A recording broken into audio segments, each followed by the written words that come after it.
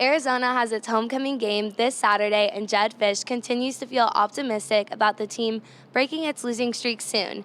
Today, Fisch updated us on the team's injuries, this weekend's matchup against the Golden Bears, and a lot more. Team's getting better. Team's certainly improving, understanding our systems better, both offensively and defensively. And special teams-wise, you could see our special teams has improved the last few weeks. Missed a kick again, which looked like the snap was a little high, a little slow, messed up the timing there.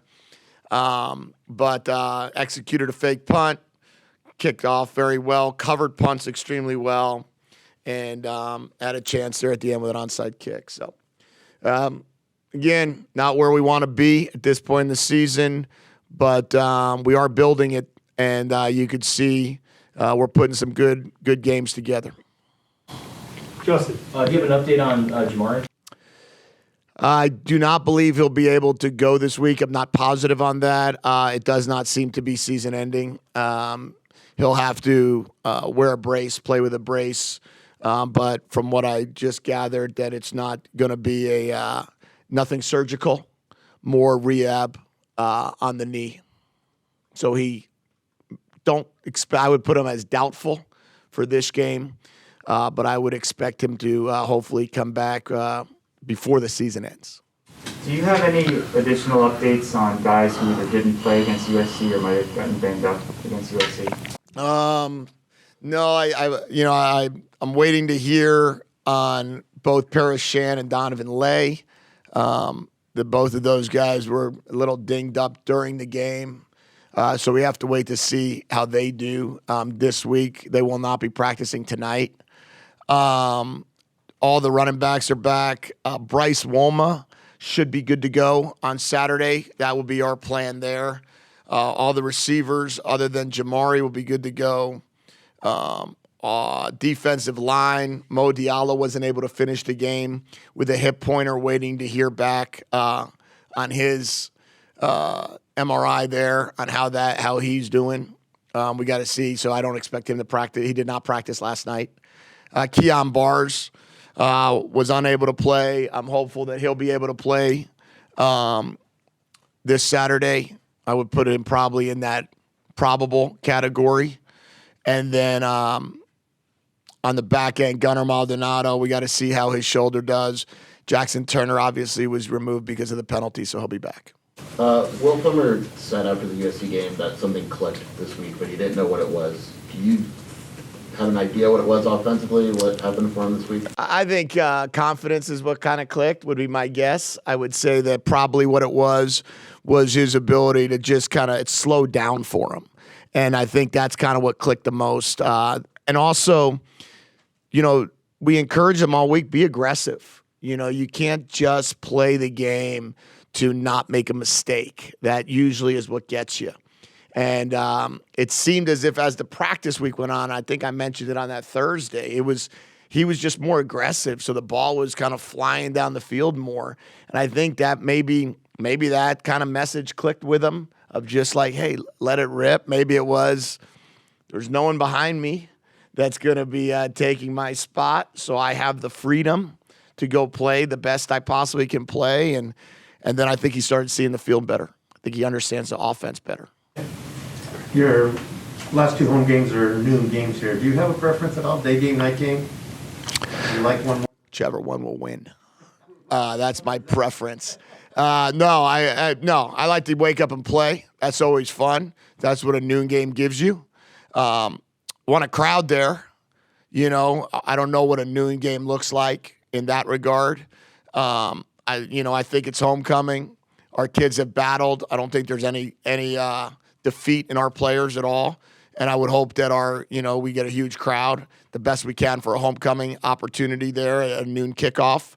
No, I always say the nighttime games are cool because it's like a Monday night, a Sunday night. You always dream of those games at night under the lights. But our guys get so much of that the chance to mix it up a little bit at noon will be good. But it's different. We don't practice in the mornings. We practice in the afternoon. 4 o'clock has been the time we practice all year. So we got to get our body clocks right to be able to go play at noon. Greg, what are your thoughts on Cal's defense? I've always thought that Coach Wilcox has always done a very good job defensively of being extremely sound and have great tacklers. That's continued to be the case.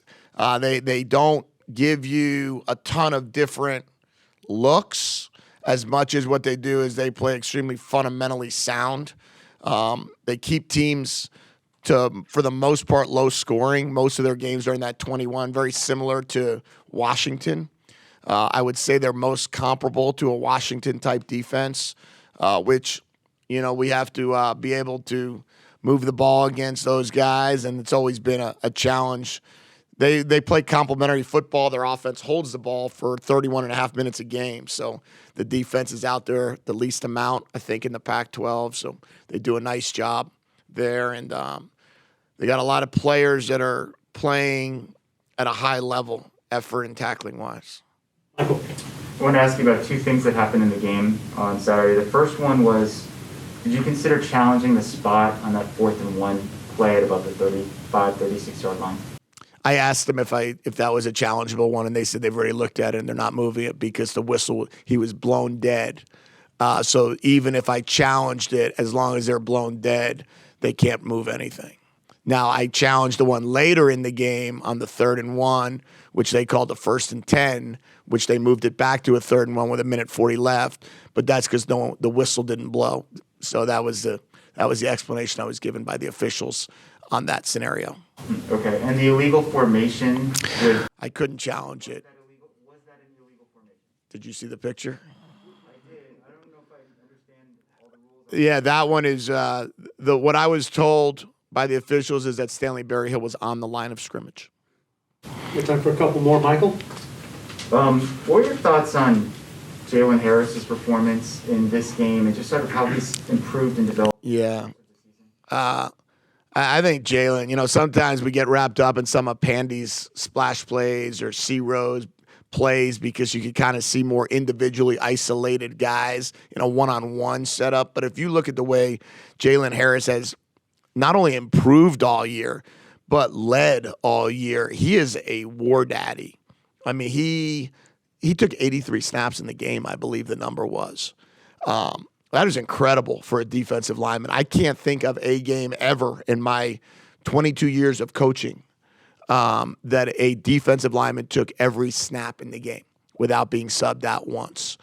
And then that sack that he had on the 60th play or whatever the exact number was, where he literally just absolutely did everything needed against the offensive tackle to get in there and then cause the ball on the ground. The ball went on the ground too. So not only did he get the sack, it was a caused fumble. The quarterback recovered it, but I can't say enough about the way he's competing. And he's a captain, rightfully so, quiet leader, does everything right on the practice field, and hopefully we'll have him back next year.